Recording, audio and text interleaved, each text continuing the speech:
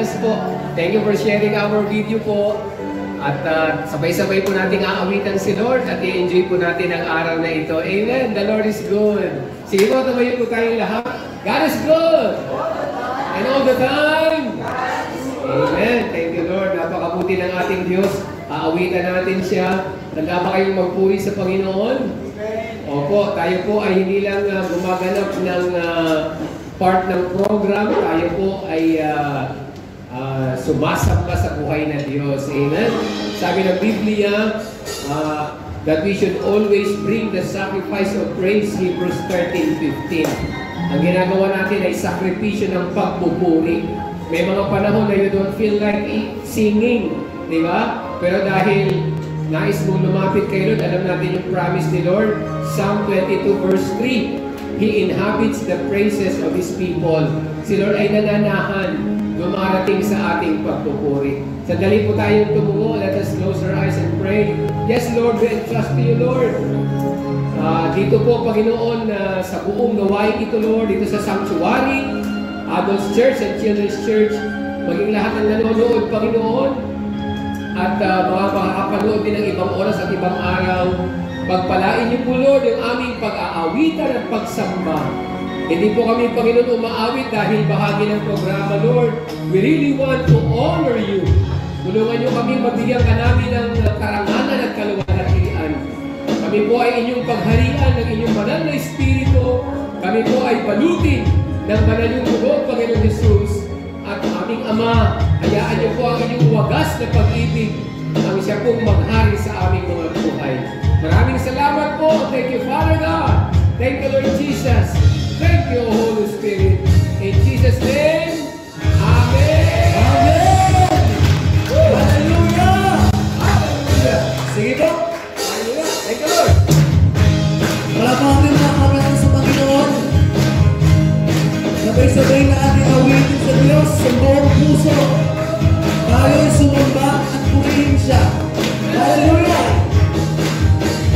Tayo'y sumamba at purihin siya. Luwalhatiin ang pangalan niya. Diyos namin naman, pagpupurihan ka. Aawitan ka ng may tuwa. Minsan pa, tayo'y sumamba. Tayo'y sumamba at purihin siya. Luwalhatiin ang pangalan niya. Diyos kaming naman, pagpupurihan ka. Aawitan ka ng may tuwa. Sabay-sabay tayo, pagkakinaan mo, pagkakinaan mo. Tunay ang wagas sa puso ko. Pag-ibig mo hindi magbabago. Sa kapangyarihan mo, kami ay lubos na nagtitiwala. Kami ano kailanman, purihin ka. Minsan ba tayo'y sumamba at purihin siya. Tayo'y sumamba at purihin siya. Yes, Lord. Luwalhatiin ang pangalan niya. Diyos namin naman, pagpupurihan ka. Aawitan ka ng may tuwa. Kadakilaan mo, kadakilaan mo.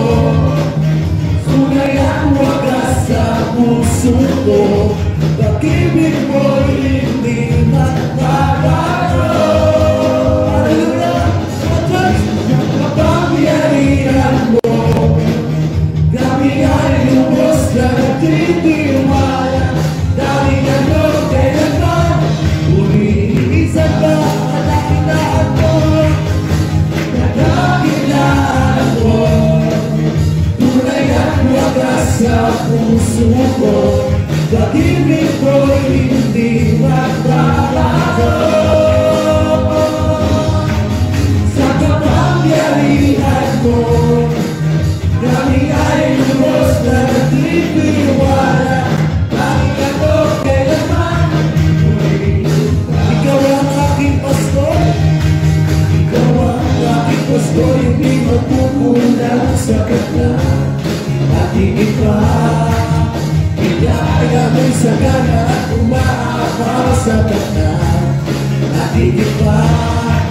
Sapat na sa lahat kong pangangailangan, higit pa sa lahat kong inaasahan.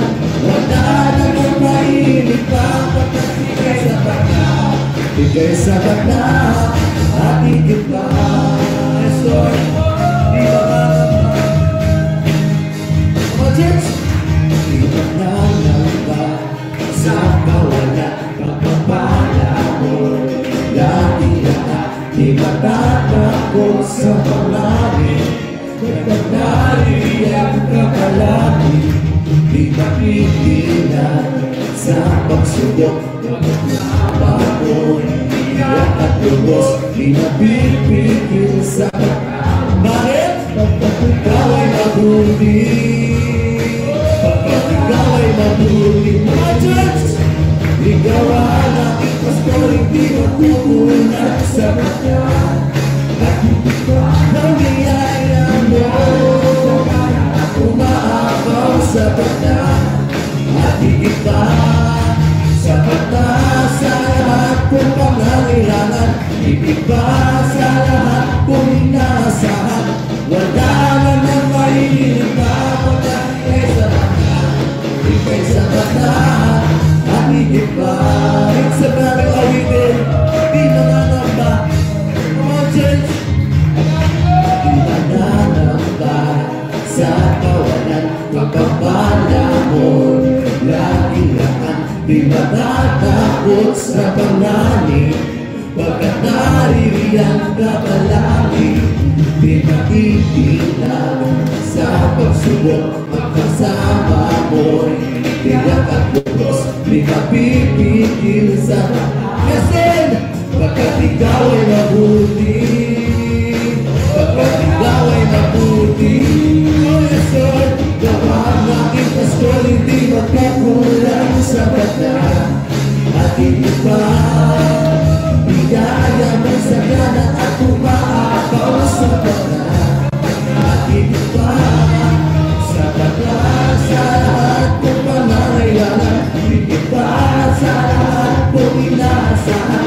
Wala namang mahilig pa pagkat ika'y sapat na. Ika'y sapat na at higit pa. Oh, ikaw ang aking pastor, ang aking pastor, hindi magkukulang sa bata. Higit pa ng biyaya mo, sapat na at higit pa, sapat na sa lahat kong pangangailangan, higit pa sa lahat kong inaasahan. Wala na nang mahilig pa pagkat ika'y sapat na.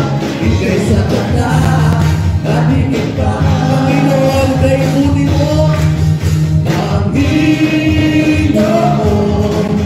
kay buti mo, pag-ibig mo'y pinagbabago sa bawat araw ng buhay ko. Mula pa noon hanggang minsan, minsan ba kay buti mo, Panginoon, kay buti mo, pag-ibig mo, pinagbabago sa bawat araw ng buhay ko. Mula pa noon hanggang sa ngayon. Ikaw ang aking pastor, ikaw ang aking pastor, hindi magkukulang sa bata. At higit pa ng biyaya mo, at umaapaw sa bata. At higit pa, sapat na sa lahat kong pangangailangan, higit pa sa lahat kong inaasahan. Yes, Lord, ika'y sapat na, ika'y sapat na, at higit pa. Kadakilaan mo, hallelujah, kadakilaan mo, tunay na buwagas sa puso ko.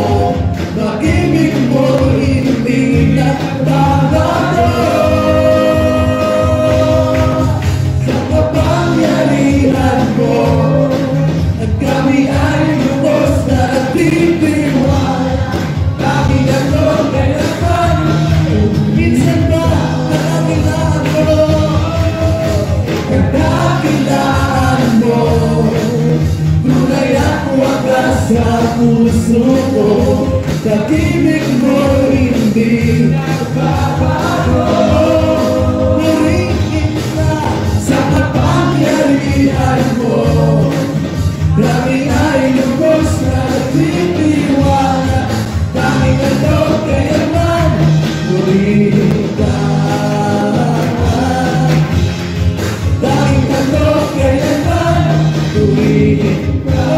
Tanging ano sa'yo, tanging ano kayaman, purihin ka.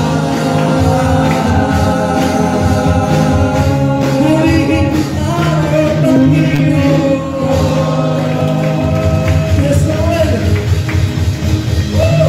Sa'yo lahat ng papuri, sa'yo po lahat ng pagsamba. Sa pangalan niyo po, Panginoong Jesus. Woo! Thank you, Lord. Thank you, Lord. Tanging handog kailanman ay purihin ka, Panginoon. Hallelujah. Sambahin ka. Sa iyong kabutihan, sa iyong katapatan, sa iyong kadakilaan. Tunay nga, Panginoon, na wala na makahihigit po sa inyo. Aming dinideclare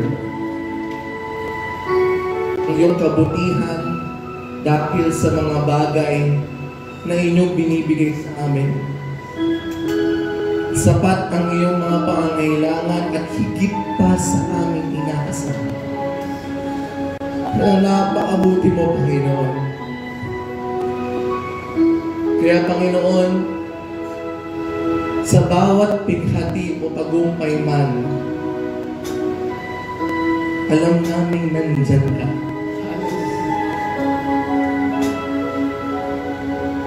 Daluyan ng pag-asa, tanging sa'yo lamang mo ako, Panginoon. Kaya pag-inapatin mo ang aming pagsamba, tanggapin mo ang aming handog. Awitin natin mga kapatid sa Panginoon ng buong puso sa bawat pighati.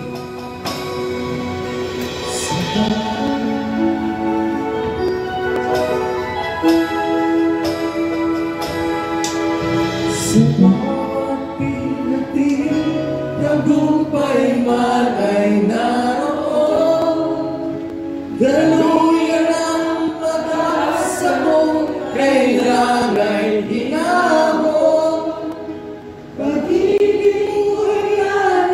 Sa'kin noon hanggang ngayon, nakita ka. Ulitin natin mga kapatid. Ulitin natin. Yes, Lord. Yes, Lord. Sa bawat kating tagumpay man ay naroon. Daluyan ang pag-asa kung kailangan hinahon. Pag-ibig mo'y alay sa'kin. Yes, Lord. Noon hanggang ngayon, nakita ka. Minsan ba, yes, Lord. Oh, Diyo, minsan ba sa bawat bighati, kapag-umpay man, hallelujah. Sa bawat bighati, tagumpay man ay naroon. Yes, Lord. Daluyan ang pag-asa ko, kailangan hinahon. Pag-ibig mo'y alay sa'kin, noon hanggang ngayon. Nakita ka.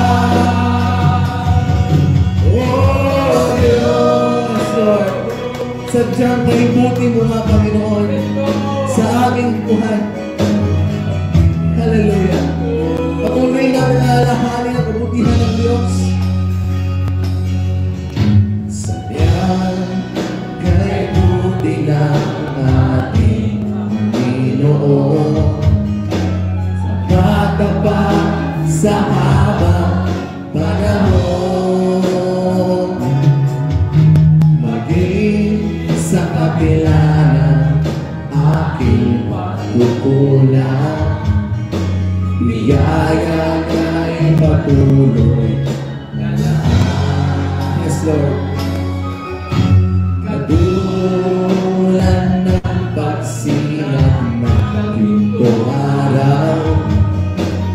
Patuloy siyang nagbibigay ng lason.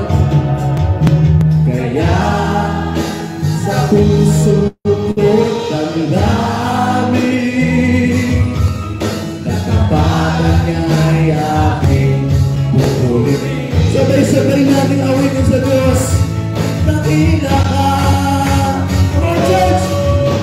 Dakila ka, O Diyos, tapat ka ng tunay, magmula pa sa ugat ng aming lahi. Mundo'y magunaw man, maaasahan kang lagi, maging hanggang wagas nitong buhay. Kaya ikaw ay aming sasambahin at pupurihin, Panginoon. Kasi Lord, nakila ka. Hallelujah. Kaya, O Diyos, ika'y aking pupurihin. Sa buong mundo'y aking aawitin. Yes, Lord. Dakila ang iyong katapatan, pag-ibig mo'y walang hanggan. Dakila ka, dakila ka, O Diyos, sa habang panahon, katapatan mo'y matibay na sandigan. Sa bawat hinatid, tagumpay man ay naroon. Dalunan at pag-asa kung kailangan hinahon. Ang pag-ibig mo'y alay sa'kin noon hanggang ngayon. Dakila ka, oh, minsan na dakila mo, Diyos, tapat ka ng tunay. Dakila ka, oh Diyos, tapat ka ng tunay. Yes, Lord, magmula pa sa ugat ng aming lahi. Yes, Lord, mundo'y magunaw man, maaasahan kang lagi, maging hanggang wagas nitong buhay. Dakila ka, hallelujah. Dakila ka, O Diyos, sa habang panahon, katapatan mo'y matibay na sandigan. Sa bawat hinatid, tagumpay man ay naroon. Daluyan ang pag-asa ko, kailangan hinahon. Pag-ibig mo'y alay sa'kin noon hanggang ngayon. Dakila ka, oh aking Diyos, sinasamba kita. Oh aking Diyos, sinasamba kita. Sinasamba dahil mahal kita.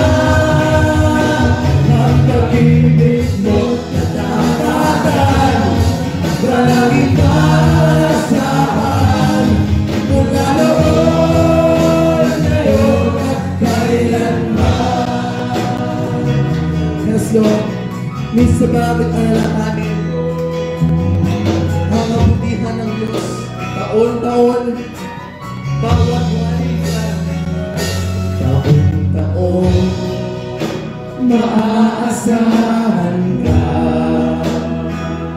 Sa bawat buwan na nagdaan, ikaw ay maninigla. Araw-araw nagpapatawad ka. Sa bawat oras na lumipas, ikaw ay nagliligtas. Sabay-sabay natin awitin, o aking Diyos, sinasamba kita. Sinasamba dahil mahal kita. Pag-ibig mo't katapatan, palaging maasahan. Mula noon, ngayon at kailanman. Taon-taon, makakasama ka kung may Panginoon. Hallelujah! Taon-taon, maaasahan ka. Sa bawat buwan na nagdaan, ikaw ay mahimala. Araw-araw, nagpapatawad ka. Sa bawat oras na lumipas, ikaw ay nagliligtas. O aking Diyos, o aking Diyos, sinasamba kita. Sinasamba dahil mahal kita. O pag-ibig mo't katapatan, palaging maasahan. Mula noon, ngayon at kailanman. O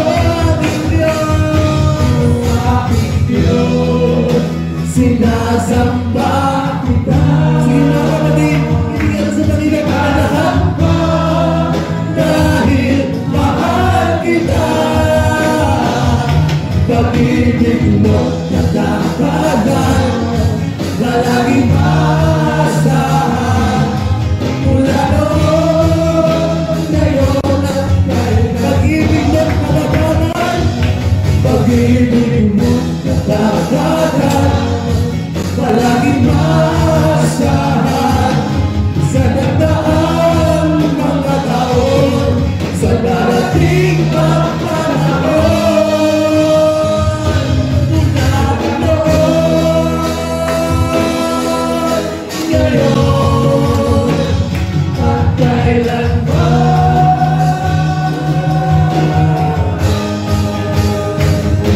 Mula noon, ngayon at kailanman. Dakila ka, O Diyos. Dakila ka, O Diyos, sa habang panahon. Katapatan mo'y matibay na sandigan. Kapawat tingin, tagumpay man ay naroon. Daluyan na pag-asa ko, kailangan tinahon. Ang pag-ibig mo nanay sa akin, noon hanggang ngayon. Dakila ka, O Diyos.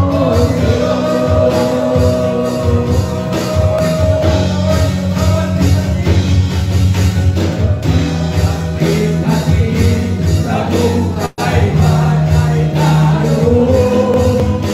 Daluyan ang pag-asa, kailangan hinahon. Pag-ibig mo'y alay sa'kin, noon hanggang ngayon. Dakila, dakila ka, O Diyos. Dakila,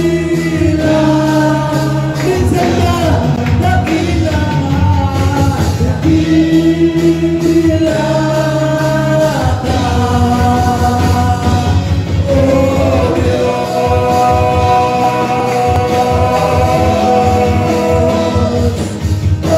Dakila ka, Panginoon.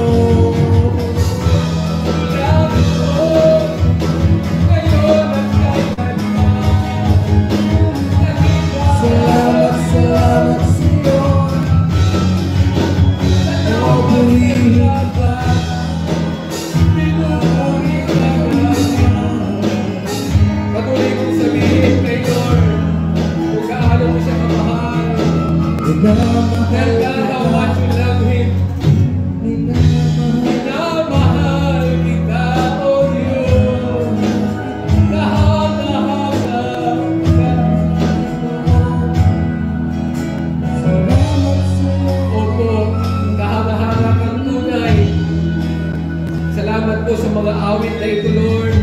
At higit sa lahat, salamat po dahil totoo ito. Totoo, Panginoon, na dakila ang iyong pagmamahal. Totoo, Panginoon, na maaasahan ka. Taon-taon maaasahan ka. Sa bawat buwan na nagdadaan, mayroon kang himala. Araw-araw nagpapatawad ka. At sa bawat oras na lumilipas, ikaw ay nagliligtas. Salamat po, Lord. Hindi lang ito basta titik at salita ng mga awit. Ito po ay totoo. Kami po ay bunga ng iyong mga himala. Araw-araw, kayo po ang gumagabay sa amin. Ang tao ang nagpaplano, pero kayo ang nagpapatupad. At palaging mas mabuti ang iyong plano. Kaya nga, ang mga nagtitiwala sa iyo, hindi mapapahiya, hindi mabibigo. Salamat, Panginoon, dahil kahit ano pa ang mangyari sa daigdig, walang makakapigil sa magandang plano mo para sa amin. Tulungan mo kami laging magtiwala. Tulungan niyo kami, Lord, huwag mainip, huwag mangamba, huwag matakot. Panginoon, ano man ang mangyari sa Pilipinas, alam mo namin, Lord, na kapag may mga katulad namin na tumatawag sa iyo, ikaw na nag-anyaya, tumawag kami, ikaw ay tutugon.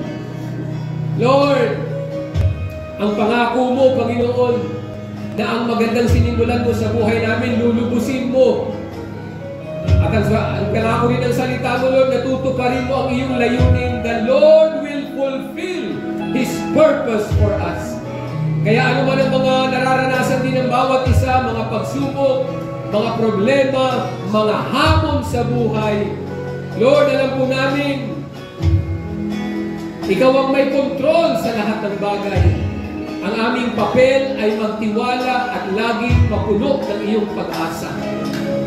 Salamat po, Panginoon. Ingatan niyo po ang aming mga puso. Paghimalaan niyo po ang aming mga buhay. Itaguyod niyo po ang aming mga pamilya. At ang spiritual family na ito, Lord, ng Jeremiah 23, the Lord our righteousness family. Pagpalain niyo po kami na nandito sa sanctuary at maging lahat ng nanonood at makakapanood ba, ibang araw ba, ibang oras pa. Lord, kahit kami, pag inulit namin panoorin ang mga videos na ito, Lord, inaangkin namin as we join and agree in prayer. Ikaw ang nagsabi, Panginoon, para sa mga nagtitiwala, ang lahat ay makapangyayari. All things are possible when we believe. For with God nothing is impossible.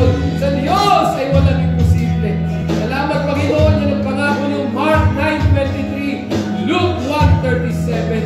Kaya ikaw ay aming sasambahin, luluwalhatiin, pararanalan. Maraming salamat po, O Diyos. Thank you, Father God. Thank you, Lord Jesus. Thank you, Holy Spirit. In Jesus' name we pray. Amen. Amen.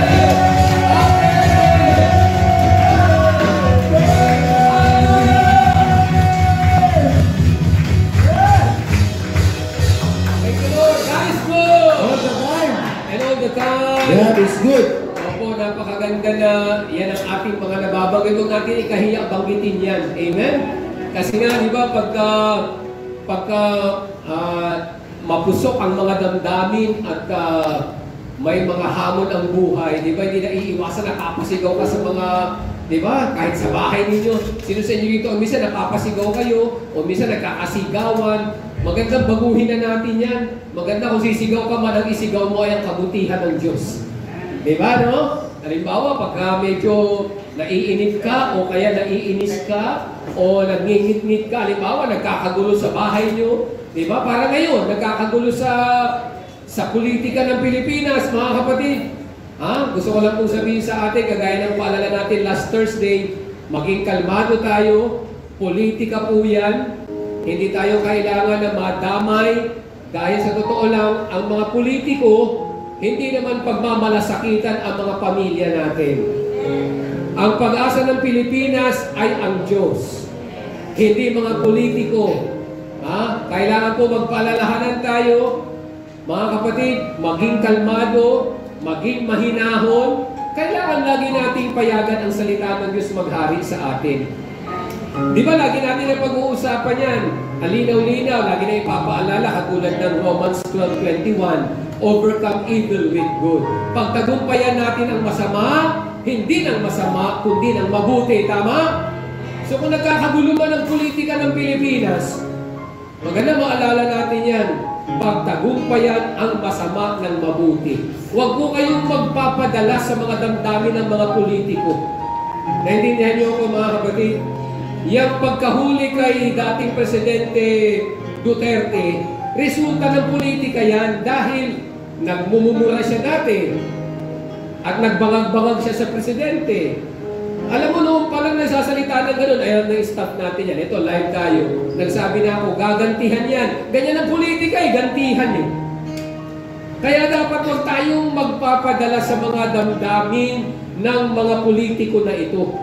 Kasi ang totoo, meron kayong pamilya na kailangan yung pagmalasakitan. Kaya kung magkakataon na sa mga pamilya nyo, magkakaiba kayo ng politikong hinahangaan, pwedeng guluhin yan ang inyong buhay at hindi nyo dapat payagan yan. Lagi tayong bumalik sa Biblia. Pagtagumpayan ang masama ng mabuti. Romans 12:21. Romans 12, pag binasa nyo, sabi ng verse 18, hanggat kaya ninyo, hanggat nasa inyong pagtitimpi, mabuhay ng may kapayapaan sa lahat. As long as it depends on you, live at peace with everyone. Pairalin ang kapayapaan. Magpakalma, maghinahon. May sense ba ito, mga kapatid? Hindi tayo dapat magpauto sa mga politiko. Dahil ang mga politiko, sarili lang nila iniintindi nila. Magpakatotoo po tayo, may pamilya ka na kailangan mong ingatan. Huwag mo kayong magbulat. Huwag kayong magpupunta kung saan-saan man yung mga panawagan nila. Manalangin! Yan ang dapat natin gawin po. Opo, manalangin. Ngayon natin ilabas ang pagka-anak ng Diyos natin. Diba? Ang Diyos ang may magagawa. Sabi ng Zechariah 4:6, not by might, nor by power of man. Hindi lakas at kapangyarihan ng tao. Kundi ano po? Kapangyarihan ng banal na Espiritu. Amen? Napakahalaga po na kalmahin natin ang ating mga sarili. Gusto ko po itong sabihin kasi kahit ako, noong nakaraang Webes ay talagang gusto ko magpaalala ng magkalma, maghinahon. Dahil nagulat din ako dahil hindi naman ako lagi nagpe-Facebook pero nung tinignan ko, kita ko may mga pastor eh. May mga pastor na nagpo-post din na parang may mga kinikilingang politiko. Nahihiya po ako, nakakahiya. Nakakahiya. Kasi bilang mga pastor, hindi ko inuusgahan ang kanilang puso, ang akin pong gustong ituwid ay ang kanilang ginagawa. Di ba dapat? Di ba? Hindi po pwedeng magdala ng damdamin. Kailangan, di ba, ano sabi ng Biblia? Pinag-aaralan natin ngayon. Bago pa nangyari itong politikang ito sa Pilipinas, itong mga araw na ito, nagsimula na tayo ng series natin.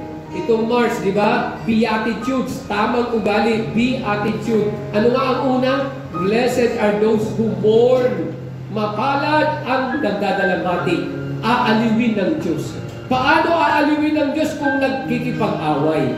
Di ba? Kailangan magdalamhati, manalangin. Itong pinag-aaralan natin ngayon. Blessed are the pure in heart, they will see God. Kailangan ang makita natin ngayon ay ang Diyos. Ano ang plano ng Diyos? Ano ang nais ng Diyos? So anong kailangan gawin? Maging malinis ang puso. Message ba yun, mga kapatid? Mag-e-eleksyon. Kailangan talaga tayong manalangin at maging matalino. Kung kayo po ay botante, gusto ko po kayong payuhan, iboto mo yung laman ng iyong puso, kaya nga tiyakin mo tama ang laman ng puso. Message ba yun, mga kapatid? Kalmahin ang mga sarili, magtiwala sa Diyos. Amen po? Kailangan makita natin walang ibang pagmumulan ang tunay na ligaya ng ating buhay kundi si Lord. Amen. Di ba yan ang aawitin natin? No? Aawitin natin yan. So, pwede ba tayo, hawak-hawak kamay tayo bilang dito tayo magkaisa. Magkaisa. Amen. Ayan, kakantahin natin. Ligaya ng buhay kung kilala mo si Kristo. Totoo yan. Amen po. Kaya nang gawin natin. Bago po tayo magbatian, itiis sa puso natin to. Ayan yung ating awit, pati yung mga nanonood, ayan po yung lyrics natin. Gawin natin itong paalala sa ating mga sarili at awitin natin kay Lord. Amen? Ligaya ng buhay kung kilala mo si Kristo. Ligaya ng buhay kung siya'y manunubos mo. Amen. Babaguhin ang iyong buhay kung siya'y inyong nakapahan. Ang baging kay Kristo ay tunay na ligaya ng buhay. Okay, sarap na ng buhay. Okay, sarap na ng buhay kung patnubay mo si Kristo. Yes! Okay, sarap nga ng buhay kung kaligtas ay natamo. Salamat, Lord! Pangako niya'y pag-asa sa buhay, ang buhay na walang hanggan. Ang maging kay Kristo ay tunay na ligaya ng buhay. Sige po.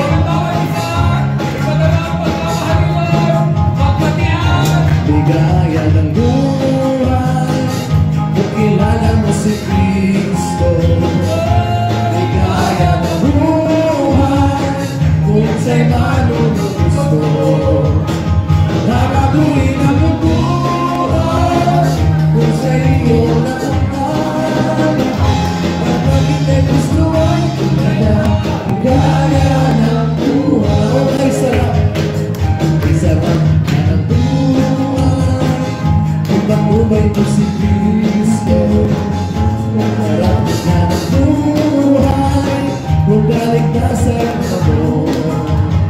Pangkakulay pag-asang buhay ang buhay na walang hanggan. Kung maging kay Kristo ay tunay na ligaya ng buhay. Isa ba? Ligaya ng buhay. Ligaya ng buhay kung kilala mo si Kristo. Ligaya ng buhay kung siya'y manunubos mo. Babaguhin ang iyong buhay kung siya'y iyong nakapahan. Ang maging kay Kristo ay tunay na ligaya ng buhay. Okay, sarap na ng buhay. Sarap na ng buhay kung patnubay mo si Kristo. Okay, sarap na ng buhay kung kaligtas ay natamo. Pangako niya'y pag-asang buhay, ang buhay na walang hanggan. Ang maging kay Kristo ay tunay na ligaya ng buhay. Ang maging kay Kristo ay tunay na ligaya ng buhay. Ang maging kay Kristo ay tunay na ligaya ng buhay.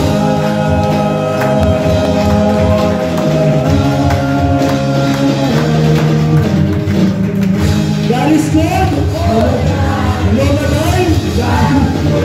Amen. Thank you, Lord. Amen. Opo.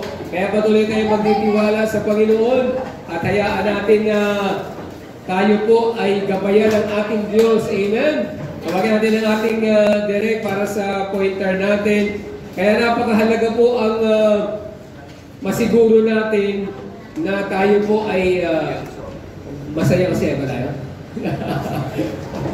Thank you, Lord. So today is the third Sunday of the month of March. For this year po, 2025, ang March po ay may 5 Sundays. At tayo nasa ikatlong linggo, March 16. Today is March 16, so dapat masaya po ang mga nakasweldo kahapon. Mas masaya yung mga nakasingil ng mga utang. Nakakatawa po. At ang ating tanong para sa ating pong pag-aaral ngayon ay what does it mean to see God? Kasi nga nasa Matthew 5 verse 8 tayo, blessed are the pure in heart, for they will see God. So what does it mean to see God? Ano bang ibig sabihin ng makita ang Diyos? Ano ba ang kahulugan nun? Ano ang ginagawa ni Lord? Ano ang mangyayari sa buhay natin? Actually, dalawa ang tanong natin. Ang isa pang tanong ay, what are the different stages of purity? Di ba? Kasi sino sa inyo rito ang aminado na pag-uusapan natin ng purity, kalinisan, kabanalan, pero nagpa-fluctuate yan. May mga araw na talagang ramdam mo na talagang nalulugod si Lord sa iyo. May mga araw naman na parang lahat ng ginagawa mo ay hindi nakakalugod kayo. Nangyayari ba sa inyo yon? Opo. Kasi nandito tayo sa mundong ito at talagang magandang maunawaan natin kung anong ibig sabihin ng buhay natin. God is not looking for perfection, but God wants purity in our lives. Amen? Hindi hinahanap ni Lord na maging perfecto ka kasi hindi ka perfect, magkakamali at magkakamali. Pero ang nais ng Diyos na ang puso natin ay mapuno ng kagustuhan na tayo po ay lumakad ng may malinis na puso. Amen? Sabi ng Matthew 5:8 sa NIV, blessed are the pure in heart, for they will see God. Sabi naman po ng CEV, God blesses those people whose hearts are pure, they will see Him. Sa Tagalog, ayan, sabay-sabay po tayo. Mabuting balita, Biblia, pinagpala ang may malinis na puso sapagkat makikita nila ang Diyos. So yung tanong halimbawa, gusto mo bang makita ang Diyos? Kita natin ang requirement, ang prerequisite, may malinis na puso. At ang mga may malinis na puso, pinagpala. Gusto mo bang pagpalain ka ni Lord? Gusto mo bang maging mapalad na pinagpala? Kailangan nating hangarin malinis na puso. Amen? Nakatayo pa pala tayo? So, tayo po ay sandaling manalangin. Let's have a short prayer po. Yes, Lord. Ipinagkakatiwala namin ang mensaheng ito, mensahe ng pag-asa, mensahe, Panginoon, na magdudulot sa amin ng magandang balita. Sapagkat ang salita mo yung magandang balita, mabuting balita. Panginoon, punong-puno na po kami ng mga hindi mabuting balita sa daigdig at maging sa aming sariling bayan. Kailangan talaga namin, Panginoon, mabuting balita, magandang balita. Ikaw talaga yung Lord. Kaya nga ang dalangin namin, hindi lang mga titik, hindi lang mga salita. Ang panalangin namin ay ang Espiritu ninyo, Lord, na nagbibigay buhay sa iyong mga salita, ang siya pong matanggap ng bawat isa. Kami dito sa Sanctuary, Adults Church and Children's Church, at maging lahat ng mga nanonood po at makakapanood pa ng video na ito, Lord. Wala po kaming ibang dapat na hangaan at maitaas at mabigyan ng kapurihan kundi ikaw lamang. Salamat po. Ngayon pa lang, Lord, we just want to honor you and thank you because we know that you are faithful and that you are good. The Lord is good. Napakabuti ni Yahweh. Salamat po, mahal naming Ama, aming Panginoong Jesus, O Holy Spirit. In Jesus' name we pray. Amen, amen, amen. Thank you, Lord. Pwede na po tayo makaupo. Magandang umaga po sa ating lahat. Maganda po ang araw na ito. Amen. Pati yung mga nanonood sa atin, kung sakaling ibang oras man mapanood o ibang araw, magandang umaga, magandang hapon, magandang gabi.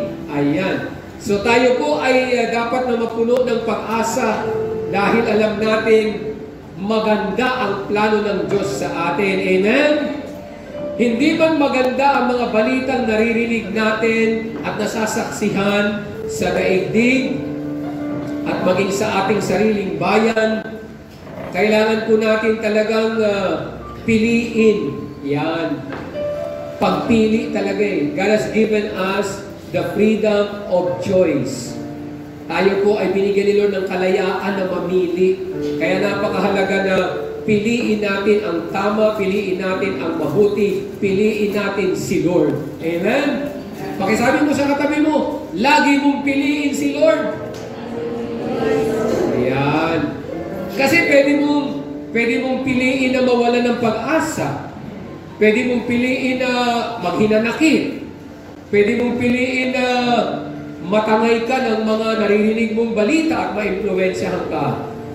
Pagpili yan. Di ba? Napakahalaga na makita mo na hindi ka pwedeng maghanap ng sisisihin sa labas. Kasi ano man ang mangyari sa labas, nasa iyo pa rin. Nasa iyong pagpili. Yang bagay na yan, yan ang regalo ni Lord sa tao. Yan ang hindi pwede. Opo, yan po ay, yan ang iyo, yan ang sa iyo eh. Di ba? Yan ang kalayaan mo, hindi tayo nilikha Lord na robot eh. At kailangan natin laging maalala, yung pinapaalala natin palagi na nangyayari yan. Di ba? Sometimes, minsan, o pwedeng madalas, people are unchangeable. Labas na yan eh. Ang tao, hindi mo kayang baguhin. Circumstances are uncontrollable. Ang mga nangyayari ay hindi mo kontrolado. Kahit problema, even problems sometimes are unreasonable. Di ba?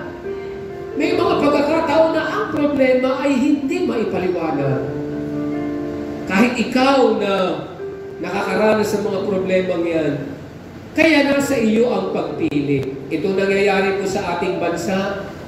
Kailangan nating humingi ng tulong sa Diyos, manatiling kalmado, laging manalangin, maging mahinahon. Yan ang sinasabi ng Biblia. Di ba? Tingnan natin itong ating series. Mabilis lang po. The Beatitudes. Matthew chapter 5, 3 to 10. Ito yung mga tamang ugali na dapat nating payagan. Una, verse 3. Blessed are the poor in spirit, for theirs is the kingdom of heaven. Pag tinagalog mo yung poor in spirit, hindi po ibig sabihin na mahirap. Okay? Poor in spirit, yung pagkilala mo na kung wala si Lord, hindi mo kaya. Mapalad ang taong umaamin, kailangan niya si Lord, sapagkat sa Kanya ibibigay ang kaharian ng langit. Yan, ang ganda, di ba? Ito, napag-aralan natin. Blessed are those who mourn, for they will be comforted. Nasasaktan ka ba? Apektado ka ba sa nangyayari sa ating bansa? Ang sabi, mapalad ang nagdadalamhati, ang umiiyak, hindi nagagalit, hindi nagrarali, hindi nagwawala. Kasi aaliwin. Hindi aaliwin yung nagwawala, nagrarali, nagkokos ng gulo. Yung mga pasimuno ng gulo, hindi kakampihan ng Diyos yan. Lalo lang magkakagulo, lalo lang magkakaproblema. Hindi natin kailangan lumayo kahit sa inyong mga tahanan. Kapag pinili ninyong mag-away-away, lalong lumalala ang gulo ng pamilya. Tama? Pwede naman mag-amen. Tama? Yan. Walang personal po. Kung yung personalin, magkakakampi po tayo. Hindi mo kailangan lumayo. Sa loob ng bahay ninyo, pwedeng ang maliit na problema ay lumaki at lumala kapag hinayaan ninyong mga maling damdamin ang umiral. Samantalang, di ba, paglipas naman ng panahon, kayo-kayo pa rin naman ang magtutulungan. Pride lang yan. Kailangan natin pairalin ang magpakumbaba, magparaya, magkunawaan. Walang pag-asawa na hindi nag-aaway, na hindi nagsasabutan. Pero hindi kailangan masira ang relasyon. Mga tao tayo hindi perpekto. So di ba? Minsan na, sarili mo na lang. Hindi mo pa maintindihan kung ano ang gusto mo. Meron ka pang asawa. Pareho kayo, minsan hindi nyo maintindihan ng isa't isa. So, mangyayari talaga yun na minsan magkakasagutan kayo. Kasi hindi palagi sa lahat ng panahon, tugma ang inyong gusto. Diba? Sa magkapatid, sa magulang at anak, nangyayari yan, pero hindi kailangan masira ang relasyon. Hindi kailangan mangibabaw ang pride at ang mga mapupusok na damdamin. Yung pansamantalang damdamin ay hindi dapat magamit ng kaaway para makagawa ka ng permanenteng desisyon na pwede mong pagsisihan. Do not make a permanent decision based on a temporary emotion. Message ba yun? Huwag kang magpadalos-dalos na magdesisyon ng isang permanenteng desisyon kung dahil lamang sa inyong pansamantalang emosyon. Nagkasamaan kayo ng loob. Huwag kang gagawa ng mabigat na desisyon. Maghiwalay na tayo! Wag! Pansamantalang damdamin lang yan.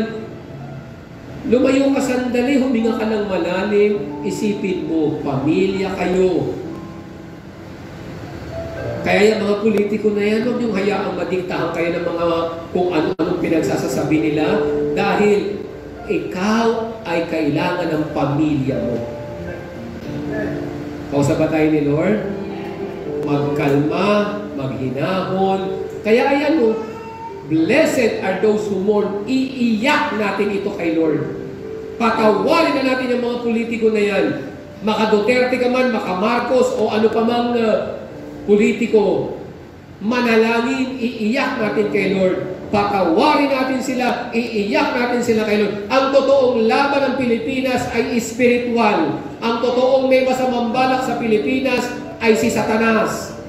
Kaya kailangan tayo tumugon sa spiritual. Ang mas makapangyarihan si Lord, sa Kanya tayo humingi ng tulong. Amen? Verse 5, Blessed are the meek, they will inherit the earth. Alam niyo ba ang Tagalog ng meek? Maamo. Patingin nga ng mukhang maamo. Yan. O, di ba? Ang iba sa inyo, napangiti tuloy. Kanina, mabalasik na yan.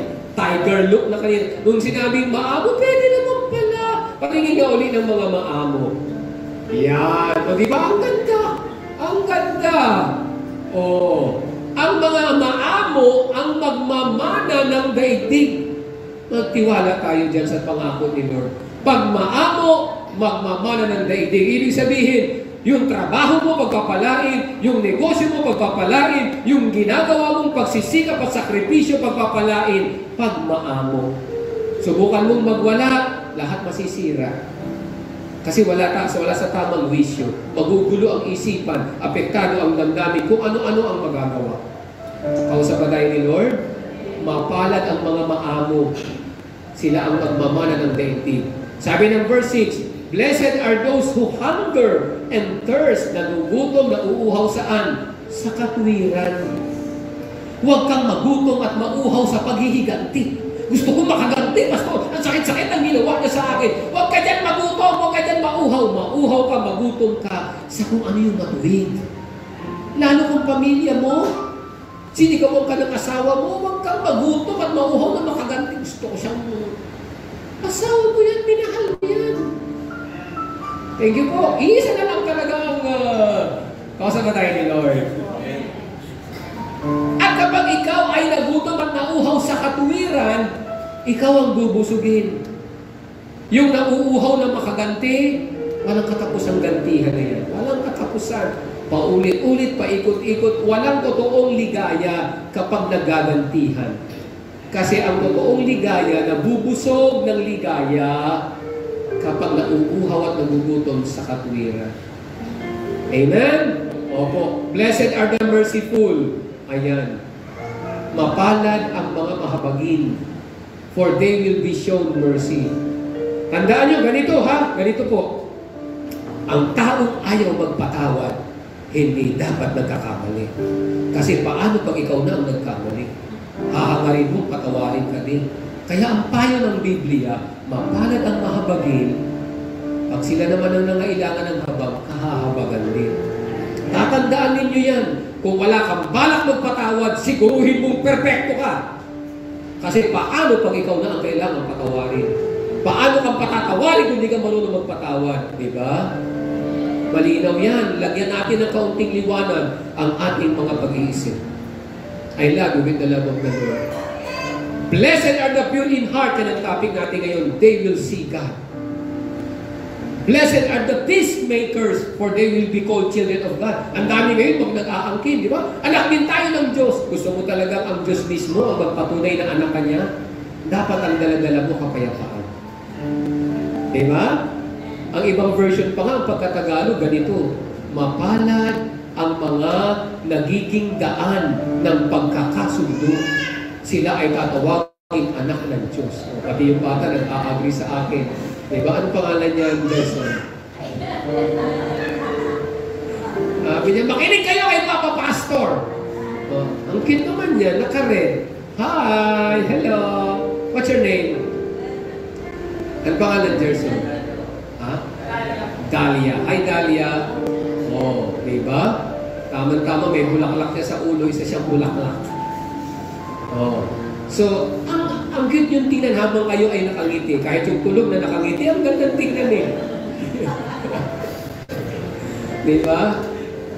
Di baling dito kayo matulog, at least nagpunta ka rito, papanaginipan mo ang salita ng Diyos. So, mapalad ang mga nagdadala ng kapayapaan, nagiging daan ng pagkakasundo. Pakisabi sa katabi, bagay kang maging tagapagdala ng kapayapaan. Yan. Bagay yan. Bagay. Oh. At ang huli, verse 10, blessed are those who are persecuted because of righteousness, for theirs is the kingdom of heaven. Diba? Kaya, kung ikaw man ay inuusig, oh, diba, sabi nila, political persecution, alam mo, hindi dapat gumanti. Ipaubaya mo sa Diyos yan. Diyos ang gaganti para sa iyo. At ang pangako ni Lord, kung inuusig ka man ng iba, inaapi-api ka, ginagawa ka ng kung anong kwento, nagpo-post ng kung ano-anong panay kasinungalingan, huwag kang gumanti. Kasi kakampihan ka ng langit. Theirs is the kingdom of heaven. Paano kang kakampihan ni Lord? Kung ang ginagawa nila sa iyo, ginagawa mo din, di ba? Di ba kahit sa pagmamahal, anong pinag-iba natin? Sa mga walang Diyos, ang mga, di ba, mahal nila yung nagmamahal sa kanila. Eh kung magmamahal ka sa nagmamahal sa iyo, walang pinag-iba. Tayo, mahal natin ang nagmamahal sa atin, at mga hindi nagmamahal sa atin, mahal pa rin natin dahil sa Diyos. Yan. Diba? Kaya napakaganda nito. At ang topic natin, blessed are the pure in heart, for they will see God. Last Thursday, March 6, 2025, na itanong natin, how do we cultivate a pure heart for God? Nakita natin yung tatlong D, delivered from sin, pinalaya sa kasalanan, devoted to God, nagtatapat sa Diyos, driven by love for God. Diba? Ang nag-uudyok sa iyo ay ang pag-ibig ng Diyos. Last Sunday naman, March 9, ang tanong natin, how can I make myself acceptable to God? Nakita natin yung tatlong A, admit our impurity. Umamin tayo. Tayo ang marumi, si Lord ang malinis. Ask God to purify our heart. Kaya sa Diyos natin hingin na linisin tayo. Apply the Word of God daily. Tiyakin natin salita ng Diyos ang gumagabay sa atin. Siguro si Dahlia paglaki niyang preacher. Ayan kausap siya ni Pastor. Pareho silang naka-red. Pareho rin silang maganda. Ano sabi niya? Ikaw ba ang pastora dito? Sabi niya, first time ko eh.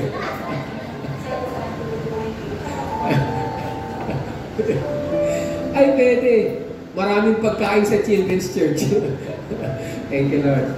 Tapos, nung nakaraang Thursday, ayan, sino ko sa inyo ang napahagod yung Thursday? Pinanood ko yung video natin ng Thursday. Ang bala ko sana i-delete kung talagang wala namang naging saysay. Pero nakabuo naman pala nung Thursday ng praise and worship, nakabuo ng prayer, at marami namang mga exhortation na pinanood ko eh. Tinignan ko yung medyo nag-fluctuate po ang ating internet nung Thursday. Kinukwento sa akin nila direct na yung upload natin ay parang 0 point something lang. No, hopefully ngayon, Pastora, kumusta yung mga nanonood? Maliwanag ba? Malinaw? Kita-kita nila ang kagwapuhan ko? Kitang-kita lang po. Yung kagwapuhan na you are entitled to your own opinion. Thank you na. Ayan. Pero ang tanong natin na nakaraang Thursday ay, what are the benefits of seeing God? Hindi po yan na ituturo ko ngayon kasi ito po ang gusto kong focus natin. Pero God willing, sa Thursday po, dadagdagan pa natin yan. Actually, dalawang B yan eh. Blessing at saka benefits. Amen? Pero focus tayo today. Sabay-sabay tayo. March 16, 2025. What does it mean to see God? And what are the different stages of purity? Actually, tatlong bagay ang titingnan natin. Ito po, una, yung Matthew 5:8, di ba, ang ating topic, Blessed are the pure in heart, for they will see God. So, ang una, dalawang mahalagang katotohanan, two important truths about this beatitude. Ano ba ang sinasabi ni Jesus dito? Blessed are the pure in heart, for they will see God. Una, Jesus is concerned about our heart. Opo. Mahalaga kay Lord ang iyong puso. Kasi ang totoong ikaw ay kung ano yung laman ng iyong puso. Di ba? Your heart is what you are when no one is looking. Di ba? Pag walang ibang nakakakita, doon ka totoong-totoo at doon lumalabas yung tutunay na laman ng iyong puso. Pwede kang magkunwari eh. Pagka may mga tao kang nakakausap, pero ang totoong puso, totoong ikaw yun, yung totoong ikaw. Mamaya, lalagyan natin ng detalye yan. Gusto kong ipakilala sa inyo si Diwata. Ibang Diwata, yung totoong Diwata po. No? Kasi gusto kong maintindihan natin, pinag-try ko yan kay Lord, ano ba yung mga babantayan mo sa sarili mo? Binuo ko yung Diwata, 6 na salita na dapat nating bantayan sa sarili natin. Ang pangalawa, they will see God. Ang sabi, Jesus wants us to get a glimpse of God. Itong beatitude na ito, itong verse 8 na ito ng Matthew 5, gustong ipakita ni Lord sa atin, mahalaga sa Kanya ang iyong puso. At ang gusto niya, gusto ni Lord, maranasan natin, makita natin si Lord. Una, Jesus is concerned about our heart. Blessed are the pure in heart. This beatitude tells us that Jesus is not only concerned with our behavior. He wants to go deeper than the way we act. Mga kapatid, di ba? Minsan gusto natin sa mga mahal natin sa buhay, dapat magbago ka na ng ugali mo. Kung titignan talaga natin, ang pinakaugat niyan ay kung ano ang laman ng iyong puso. At iyan ay pinagmamalasakitan ni Jesus. Jesus came not just to change bad habits. Jesus came to change, quote-unquote, bad hearts. Alam ni Lord na kapag nabago ang puso, susunod na ang lahat. Pag-uugali at iba pa. Kaya concerned si Lord sa puso ng tao. Tingnan mo, may sinabi si Lord, Matthew 15:8 and 9. These people honor me with their lips, but their hearts are far from me. They worship me in vain. Nakakalungkot yan. They worship me in vain. Sayang! Yung kanilang pagsamba ay walang kabuluhan. Yan ang sinasabi ni Lord. Bakit? Kapag ang ginagawa ay sa bibig lang na hindi isinusuko ang puso. Sabi ni Lord, parang programa, parang pakitang tao, parang ritual ng relihiyon. Essence ba ito, mga kapatid? Mahalaga kay Lord ang puso. Kaya nga pag tinignan natin, ibang-iba ang pananaw ng Diyos sa pananaw ng mundo. Di ba may sinabi niya sa Isaiah, kung gaano napakataas ng langit sa lupa, mas mataas ang plano ng Diyos, ang hangarin ng Diyos, ang iniisip ng Diyos. Hindi mo pwedeng hayaan ang sarili mo na ma-influensyahan ka ng mundo. Sabay-sabay tayo. The world deals with the outside. Kadalasan, ang pinagaganda ng tao, yung makikita ng kapwa, yung panlabas. Di ba? Pwedeng makapanloko yung mga taong masama ang bala kapag sila ay magkukunwari na napakaganda sa labas, katiwa-tiwala. Kaya di ba may mga taong nabubudol-budol, may mga taong naluloko, may mga taong, di ba, Yung bang magsasabi na, hindi ko akalain, ganun pala ang gagawin niya. Di ba? Kahit nasa relasyon eh. Pag ang tinignan mo yung panlabas, pwedeng ang relasyon na yan ay hindi magtagal. Pag tinanggap mo yung taong magkaroon ng relasyon sa iyo, ang basihan panlabas, di ba? Yung ganda ng panlabas na anyo, yung ganda ng panlabas na pananalita, kailangan mong siguruhin makilala mo yung tao mula sa puso bago mo ipagkatiwala ang iyong pagmamahal para alam mo kung ano ang pinapasok mo. Wala namang taong perpekto. Pero kung kilala mo yung tao, alam mo na kung ano ang mga risk. Di ba? Ang pakikipagrelasyon ay napakatinding risk yan. Di ba? Pwedeng gamitin natin yung word na parang sumusugal ka. Pinili mong pumasok sa relasyon eh.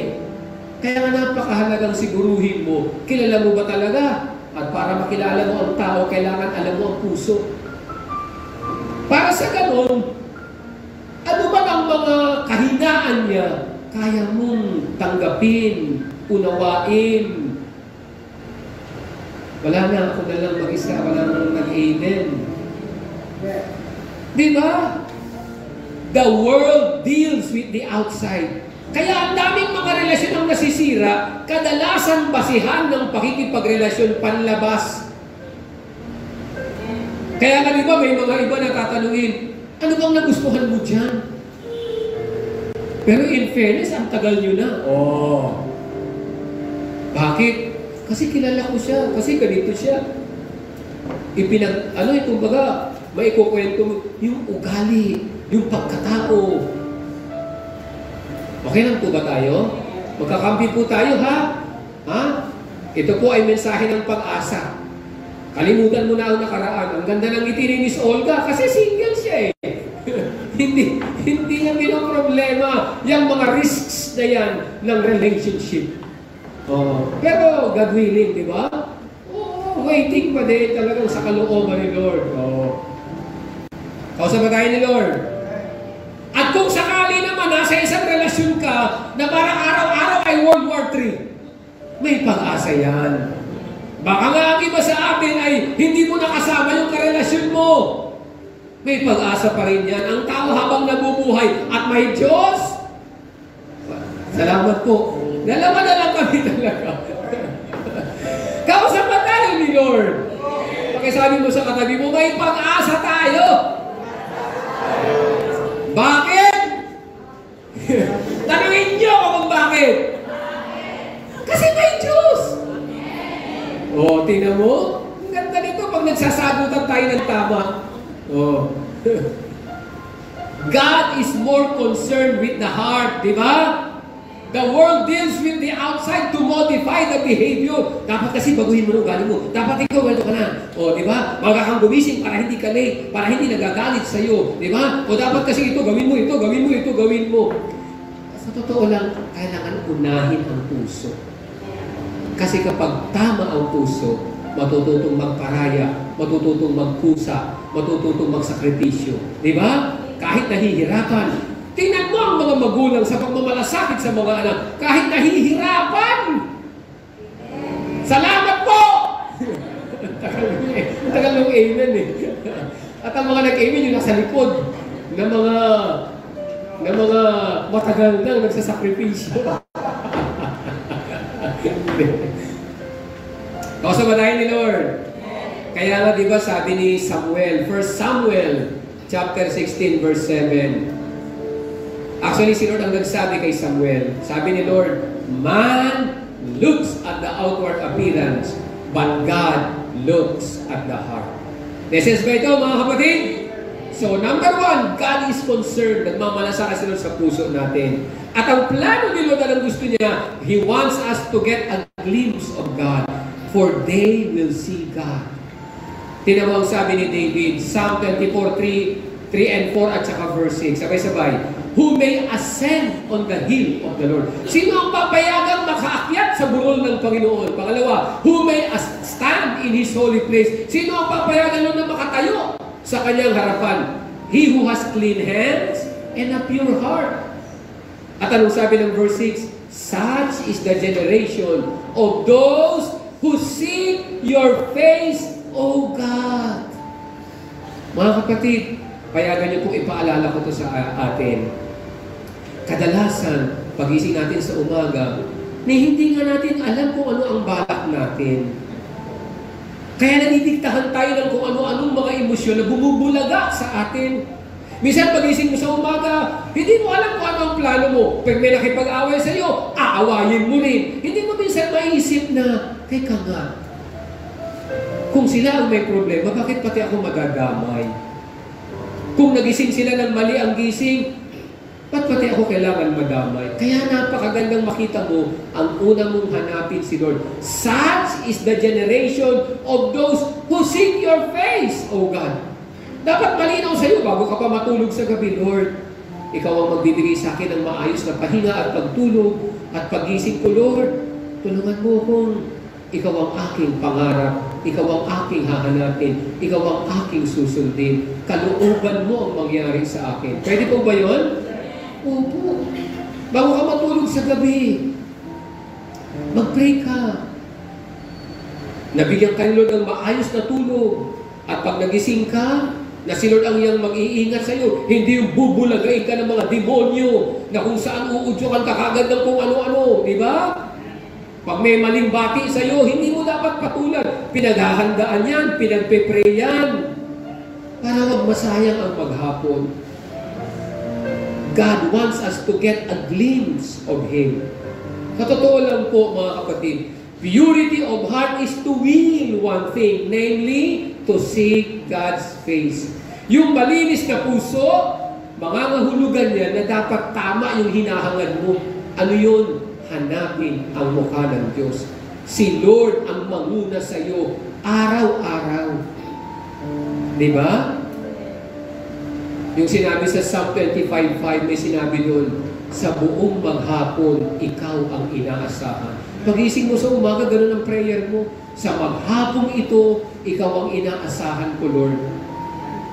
Dapat ingatan mo, eto na po tayo. The heart is what you are when no one is looking. Pag walang nakatingin, ikaw ay totoo. Yung totoong ikaw, yung puso mo. Yung diwata mo. Ito na tayo sa diwata. D-I-W-A-T-E-A.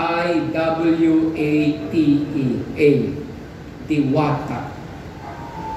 May diwata ang Facebook, no? Hindi po tayo, hindi po yan. Ito po, pinag-pray ko to kay Lord, paano ko ba may papaalala na madali namin maalala ang babantayan namin? Diwata, D-I-W-A-T-A. D is for desires. Kailangan ba yung mga desires natin, paingatan natin kay Lord? Mga hangarin. I is intentions. Dapat maingatan ang mga intention mo. W is word. Sino sa inyo dito kailangan mabantayan ang mga salita? A is for attitude, ugali. T is for thoughts, mga iniisip. And another A, action, yung gagawin. Ang puso mo ay yun ang totoong ikaw pag walang ibang nakakakita. Ano ang iyong desires, hangarin? Ano ang iyong intentions, mga plano? Ano ang iyong mga nasasabi, words? Ang iyong pag-uugali, attitudes, mga iniisip, thoughts. At ano ang iyong ginagawa pag walang nakatingin? Yan ang totoong kalagayan ng iyong puso. At pag walang nakatingin, merong totoong nakatingin. Sino? Si Lord. Walang lihim kay Lord. Lahat hayag. Kaya umaming tayo. Lumapit tayo kay Lord. Kailangan natin. Sabay-sabay, James 4:8, draw near to God, He will draw near to you. Wash your hands, you sinners. Purify your hearts, you double-minded. Yung pabago-bago ng isipan, kailangan ipalinis ang puso. Kasi dapat kung oo, laging oo. Umoo ka kay Lord. Ang hindi ay laging hindi. Hindian mo ang makakasama sa iyo. Hindian mo ang masasamang impluwensya ng mundong ito. Hindian mo ang mga balak ni Satanas. May sense ba yun, mga kapatid? So, blessed are the pure in heart, they will see God. Dalawa yan.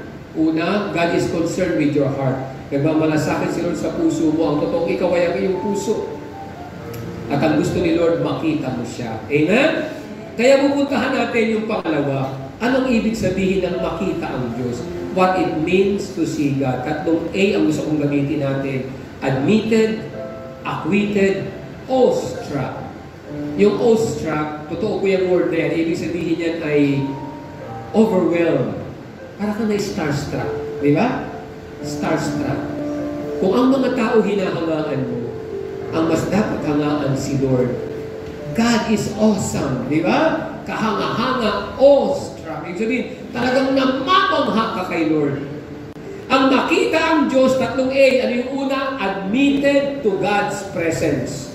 Yung papasukin ka sa piling na, yung maranasan mong Diyos ang kasama mo, pinapasok ka sa kanyang presensya. Pangalawa, acquitted by God's grace. Yung ikaw ay mapawalang sala.